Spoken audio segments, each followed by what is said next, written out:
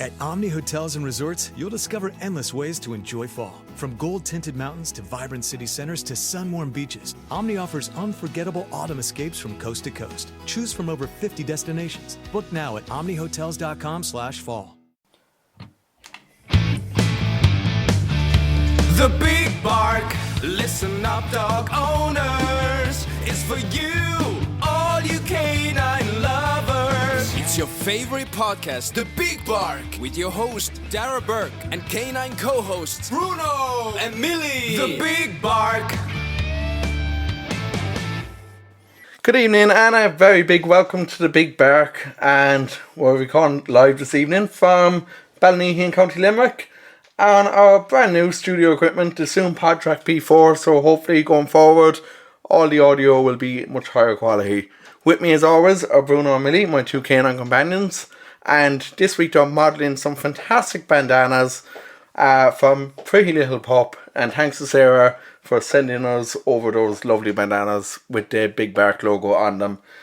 And joining me this evening, a big welcome to Dr. Tim Kirby from petbond.ie. Tim is a very big friend of the show of ours.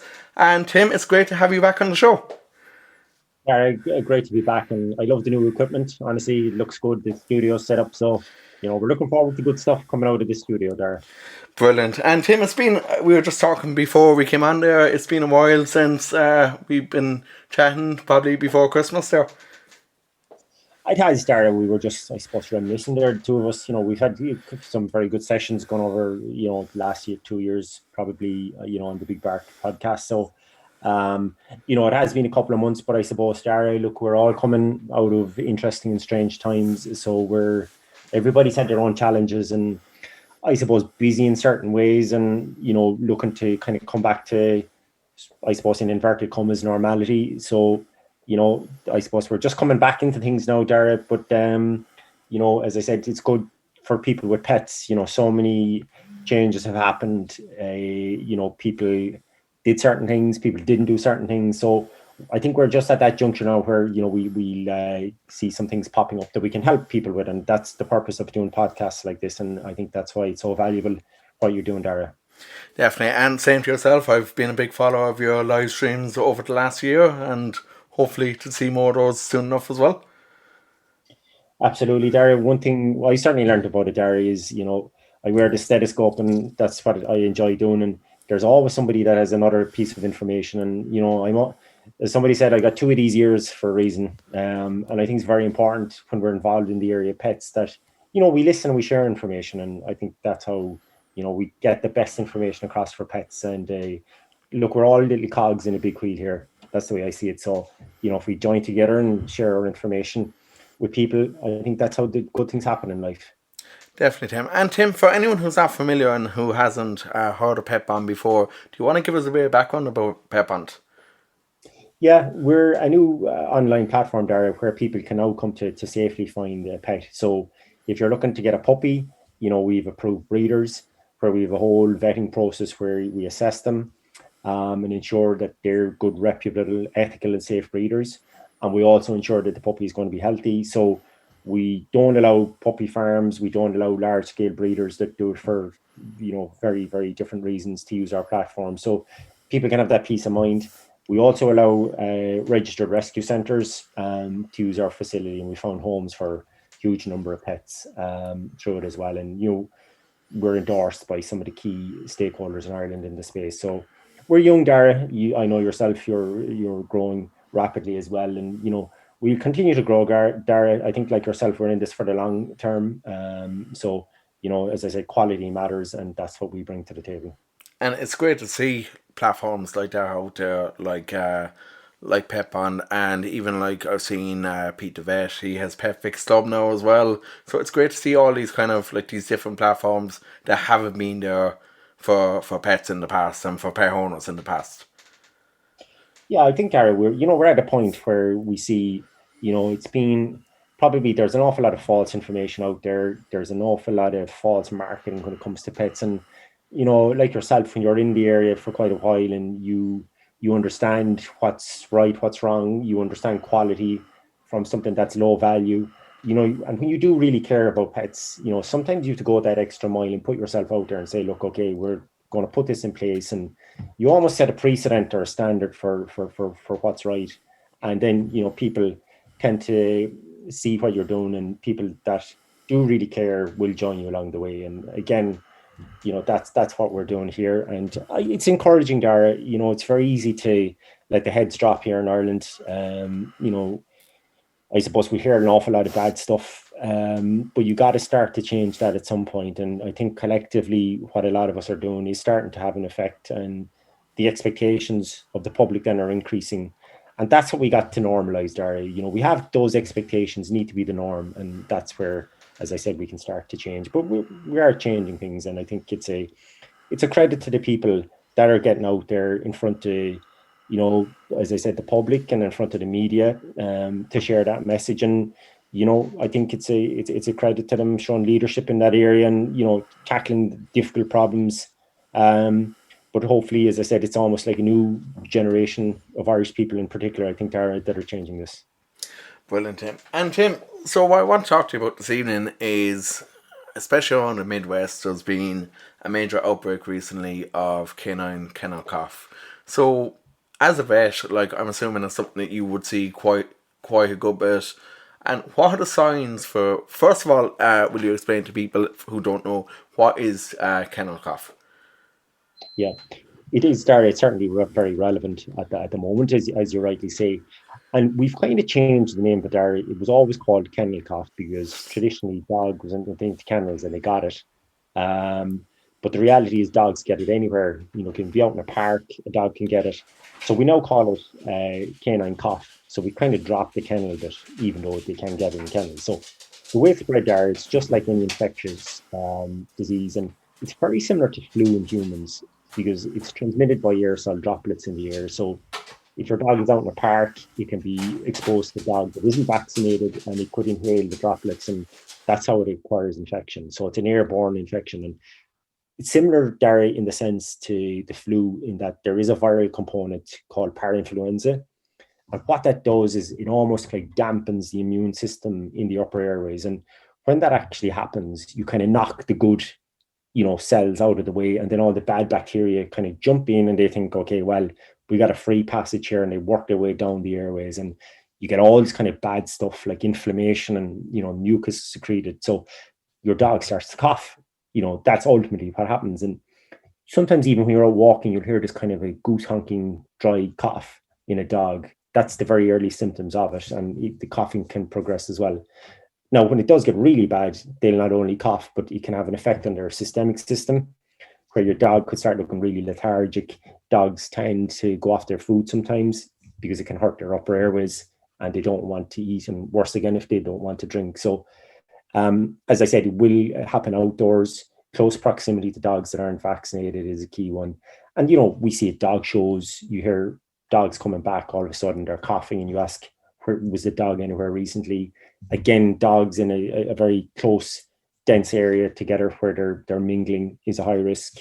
And as I said, the best way of preventing this is actually prevention itself by vaccination, Darragh. Brilliant, Tim. And Tim, I suppose the way you look at it in that way, it's kind of like you look at it like the spread of COVID over the last year and a half in humans, and it happens when you're in close proximity to people. Obviously nowadays people who aren't vaccinated, and to when it first started, people who actually had the virus themselves. Yeah, that's exactly the case, Darragh.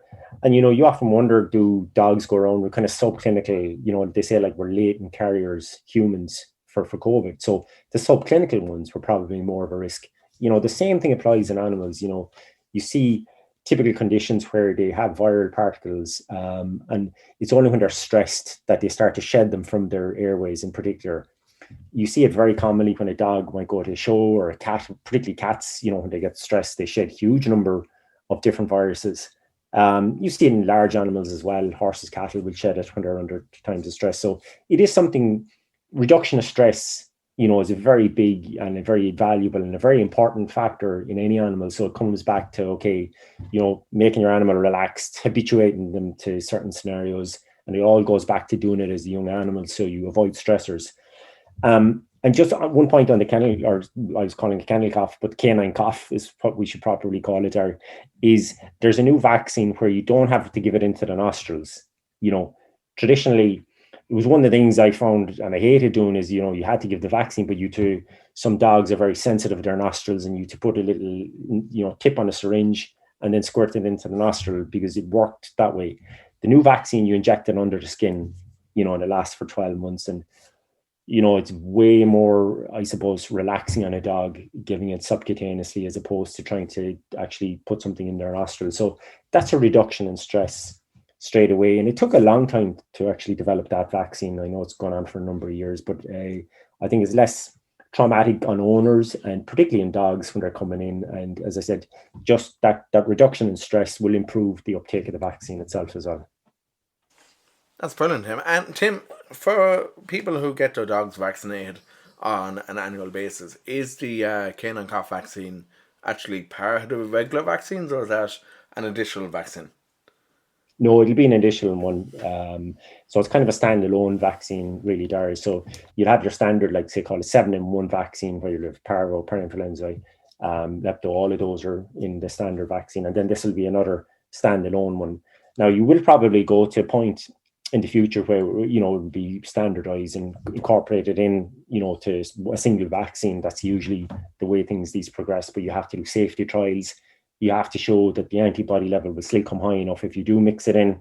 So there's a lot of kind of formulation issues that people have to work around, and the developing chemists when they do deliver these.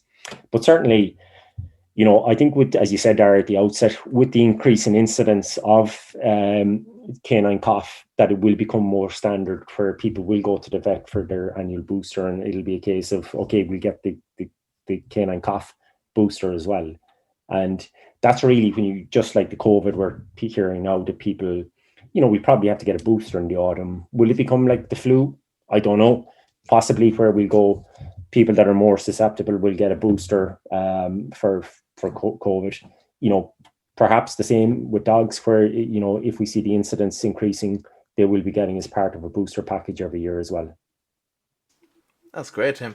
And Tim, I suppose, like, it's not just canine cough that you have to look out for, especially coming into the summer months now. Was reading up there today, even something that's actually very common in humans and in dogs is hay fever. Yeah, I mean, I don't think I've ever seen as many allergies in dogs, Darragh. And, I often sit back and I think about these things at night. Actually, I do run through my head, why am I seeing this? And is there some reason? And, when you listen to all this about COVID, and you listen about people's immune systems, what's impacting those? Is it the environment? Is it the food we're eating? Is it our lifestyle? Is it stress? Or is it a combination of all these things? Or, then you start thinking, is there one thing I could reduce that would reduce the incidence and reduce the impact on the immune system? And similarly with dogs, I'm always wondering, is there some kind of mitigating factor that is probably, I suppose, showing that allergies in general are increasing? There's very few people that you talk to them where they haven't had a dog, or they don't have a dog that's got some form of an allergy. And for me, I always try and bring it back to, okay, fundamentally, what is the underlying cause here? So what's causing this allergy? So, there are certain things people will often look to. Is it things in the food, particularly with dog foods? I get an awful lot of people come and say, look, we go to the local pet store, there's a shelf, it's 50 foot long, 10 foot high, full of dog food. I don't know where to start. I literally don't know. That's what they say. Then you get the problems where people try a food, they'll get allergies to it. But again, we see environmental allergens where dogs are very susceptible to things around the house. It could be dust allergies, grass allergies. You can see allergic to mites. Obviously, we get classical flea allergies.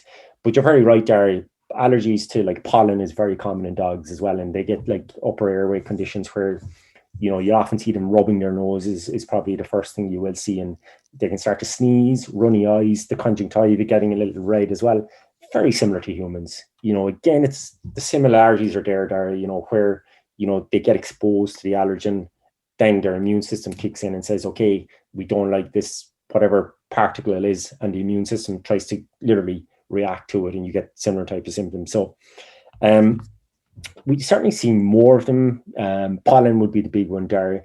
Again, different types of grass is a big one, which I would see more of during the summer. And had a couple of cases where we've actually had to make up vaccines based on the type of grass. I had one dog recently, and she was allergic to 12 different types of grass. Nothing else. That's all she was allergic to.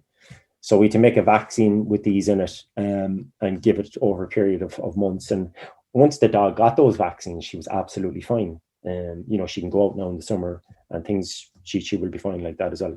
But what I would always say to people is, if you know that there is a trigger that's causing this, try and remove your dog from it, because, as I said, otherwise it's going to make it worse, And there are certain allergens that we will never get to the root of. There are different medications out there, but talk to your vet always and see if you can get your dog away from the source. We don't want to be given medication unless we really have to. And sometimes just with a little discussion, it's very obvious what the allergen is, and you can do. There's a blood test you can do now. We used to do skin testing before where you inject certain allergens in, but that's where I think it's good to have a chat with somebody professionally and they'll guide you in the right direction. And even speaking there, like of all the different allergens, I know Millie is an absolute terror for chasing bees. And that's another one that you see with dogs a lot. Like they're curious, and like I know I'm assuming she ate a bee, or that's what our own vet told us anyway. And like you could see it straight away in her nose. Her nose was completely swollen. So it's kind of like those things as well that you have to watch out for. Enjoy all your favorite sports like never before at BetMGM. Sign up using code CHAMPION and your first wager is risk-free up to $1,000. Visit BetMGM.com for terms and conditions. 21 years of age or older to wager. Virginia only. New customer offer. All promotions are subject to qualification and eligibility requirements. Rewards issued as non-withdrawable free bets or site credit. Free bets expire 7 days from issuance. Please gamble responsibly. Gambling problem? Call 1-888-532-3500. Yeah, there you see an animal that gets stung, and even if they swallow it, the allergen is there. So that's what causes like this kind of release of histamine, and their eyes swell up sometimes. Sometimes really they're tall. I've seen dogs with their head is almost double in size, and you get them in as an emergency, because what happens is they get laryngeal edema, so the whole voice box becomes full of fluid and it constricts the airways.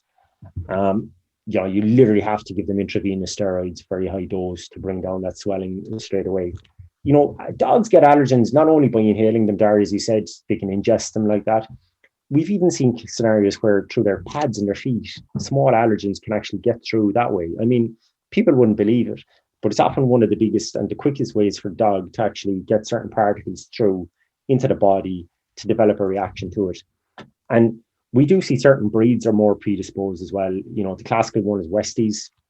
They do get significantly more allergies than other breeds. And particularly this time of the year as well, you'd see them, starting to get the pollen season is kicking around, and, they will start to develop those as well. But in a case, Darragh, where, the dog is showing a sign of an allergy and you don't know what's causing it, there are treatments out there to get you over this high risk period, I would call it, into the autumn time. It can be a seasonal thing. Sometimes you can do a huge workup and you mightn't find out exactly the cause, but your vet will be able to give you certain things that maybe in the autumn, then you can wean your dog off them, and, it'll just be a seasonal thing and you manage it best like that. So again, as you said, bee allergies, different types of flowers would be very common. You would see dogs being allergic to as well. And there are a lot of household products that people use, sprays in particular. I see an awful lot of dogs that are allergic to those. People would be using certain things over the summer. Fumes in a house. I saw a dog, sometimes when people lit the barbecue, the dog started scratching very aggressively. Skin was going red, and it was actually fumes that were coming from it. So we did a little experiment where we said, okay, put the dog, literally put that out of the way, I should say, and close the patio doors, and the dog never got a reaction afterwards. So again, we avoid medication where we can, but as we said, if you're in an extreme condition where your dog is being bitten and it's getting that acute swelling, then absolutely you would need to see a vet straight away. That's brilliant information there, Tim. And Tim, I suppose another thing that you see during the summer especially is a huge rise in ticks. Yeah, it's an area there that the public are becoming more conscious of as well. A lot of it's due to the climate, Darragh. You're getting, particularly people are saying is it global warming. Like, obviously, I'm not a global scientist, so I couldn't say that categorically. But certainly, when you've got dry summers, high grass, particularly in late spring, early summer, in the autumn, we see a peak again. That's where ticks really like, because they literally jump from that particularly long grass that you'd see in forests, rough land where you might have a lake, particularly around the summer as well, when the water starts to dry out. Then the ticks, they prefer that type of grass as it's drying out. Certainly, tick-borne diseases are increasing in prevalence in humans, and we often see it where ticks can actually migrate. We would see it coming from particularly continental Europe. Ticks, there are different species of ticks coming into southern England. We see them coming into the east coast of Ireland, and they kind of migrate westwards usually, is what we would see as well. Flies follow the same type of pattern. So it is something, Darragh, we're seeing more incidents of disease, tick-borne diseases in humans as well. Obviously, Lyme disease would be the one that people would be mostly aware of, and a horrible disease in humans, absolutely horrible disease. And we are seeing more of it in Ireland, Darragh. And what I would say to people is there are preventative treatments there. So certain treatments you can use for dogs now will have parasites, antiparasitic agents in them against ticks, so that if a tick does land on your dog, the first thing it'll do is it'll stick itself into the dog's skin, it'll burrow down and it'll start it literally sucks blood. That's how they survive. But what these drugs do is, if the tick jumps in and it starts to feed on the blood, the drug is actually in the blood and it kills the tick and it falls off. Obviously, if you see, there's collars as well you can use, where they release a certain active across the skin of a dog, and that's actually a repellent for ticks. So some of them do sand flies, they do ticks, mosquitoes. They're very good actually, because the climate's becoming drier. We're seeing more of these conditions. Say in Mediterranean Europe, it would be standard. Every single dog is going around with one of these repellent collars on for that simple reason. Again, we're seeing more of it. I see more of it in southern UK now, talking to people as well.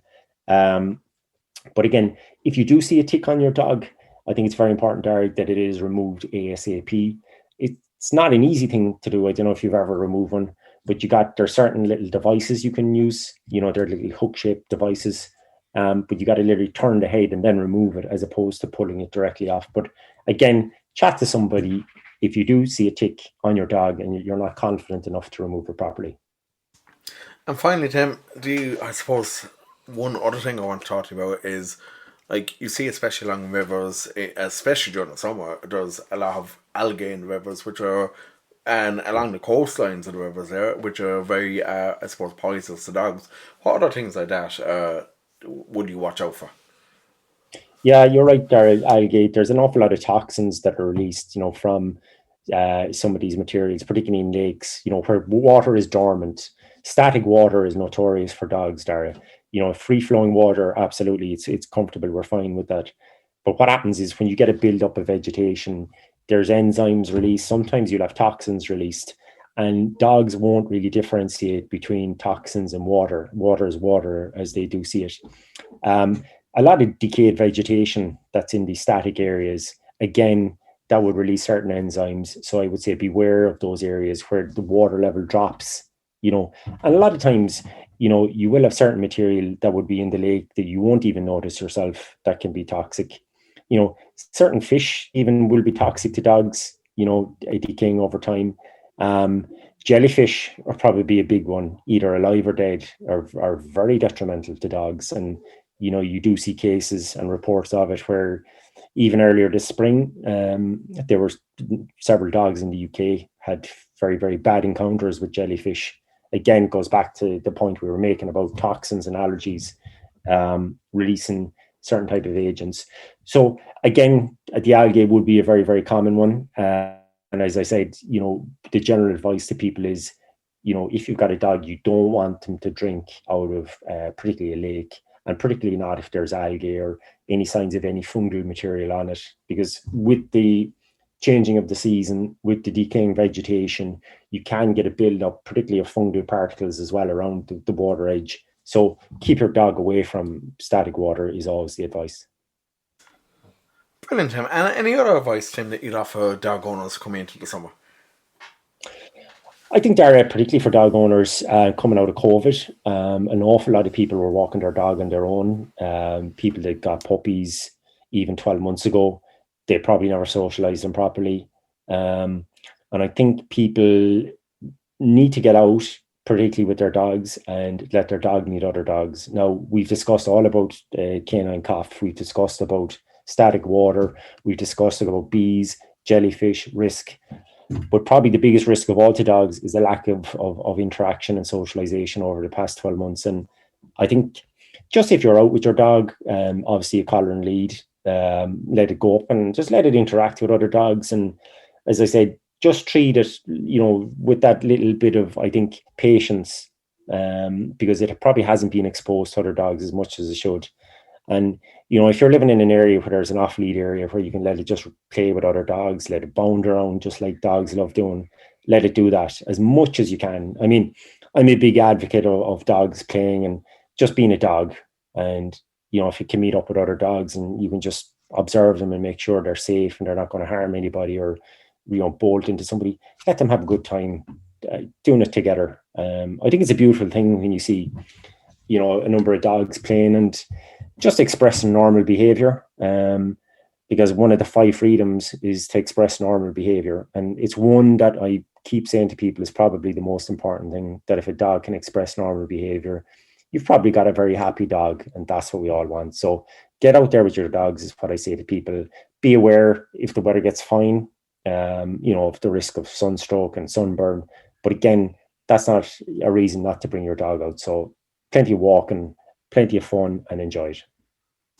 Absolutely, Tim. And I see it with Bruno and Millie. They go off with my dad every day down to the campus in UL here, and he meets the same old guys the whole time, and they all have dogs with them, and they all just get along so well. And I suppose Bruno would have been a very reactive dog originally, there about 2 years ago, but like now he loves me and other dogs, and it's great for both of them. Like Millie is kind of, I suppose, pushing on a small bit now. She's 10 at the moment, but like she's still like, when she meets the other dogs, she's still like a big puppy as well. They do, but that's it, Darragh. I mean, that's the beauty about it, isn't it? They're, for humans, like, they're the biggest social icebreaker. Dogs. They're just brilliant, like, in so many levels. Then they meet their own dogs, and they have their own little language where they communicate. With their ears, their tail, vocally, through smell. They have their own little lines of communication going on. And when you stand back, like, that's what I just in amazement every single day. I stand back and I look at my dog and other dogs, and I'm thinking, wow, just look at them like that. And I think if you can get your dog out when you haven't been out much in the last 15 months, just observe that. I think you'll just learn how great dogs are, and you learn to pick up more on their body language, and your dog will teach you almost what's normal and what's not normal. And that's really important, because one line we were always taught was, well, you can never know what's abnormal if you don't know what is normal in the first place. And your dog will let you know what's normal for it, because every dog is different. So just look and listen to your dog. I think you'll learn a huge amount this summer. Exactly, and I suppose always watch out for like obviously a dog can't speak English, gives off different body signals, calming signals to other dogs to like let them know if it's okay, and just dogs communicate through body language generally. So just once you know the body language, I suppose, like, that's, if you know that body language, that's the main way of knowing if your dog is comfortable with another dog.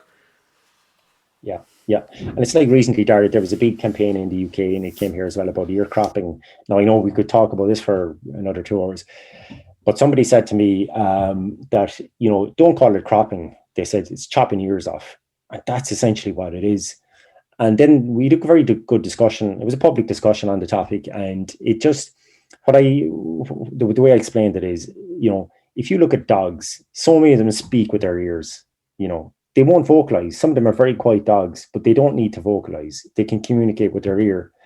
So if you're removing their ears, you're depriving them, of so much, not only from just a pain and a discomfort point of view, but to express themselves. Then you go on looking at tails, the whole issue of if you're going to dock tails. Like a dog's tail is just so powerful as a communication tool. It does have a lot of functions, but to communicate its feelings, its thoughts with other dogs as well, and even communicating with humans. If you look at a dog's tail, I can tell you exactly what my dog is thinking or what she's going to do next when I see her tail, you know, because it means something. And if you start depriving animals of those features of their anatomy, which are intrinsically given to them for a reason, you know, it's such a sad situation. So, you know, absolutely, if you know, as a dog owner, you will learn with your dog's ears if they're up or down, left or right, back or forward, what that's meaning. And then you can react accordingly. And likewise with a dog's tail. So again, just the non-verbal communication, we call it, is really, really important. So if people just watch that during the summer, I think they'll be in awe of what their dog is actually expressing. That's brilliant. And Dr. Tim Kirby from petbond.ie, thank you so much for joining me today on the Big Bark. Next week we have Danny Brady from Swords and Paws Groomer in Galway. And Danny is the only fear-free groomer in Galway. So really looking forward to having a chat with Danny on all things positive reinforcement in grooming. Until next week, thanks very much. And follow us on social media on the Big Bark Podcast on Instagram, Facebook and Twitter. And have a Barky Mad week. The Big Bark, listen up dog owners, is for you, all you canine lovers. It's your favorite podcast, The Big Bark, with your host Darragh Bourke and canine co-hosts Bruno and Millie. The Big Bark. When you see someone sipping on a crisp, refreshing drink from McDonald's, you may suddenly crave one too. And that's normal. It's more than a drink. It's a McDonald's drink. All your ice-cold go-to drinks are here whenever that mood hits. From classic Coca-Cola to a sparkling Sprite to a sweet, sweet tea. Get any size for just $1.39, only at McDonald's. Price and participation may vary, cannot be combined with any other offer. Ba-da-ba-ba-ba.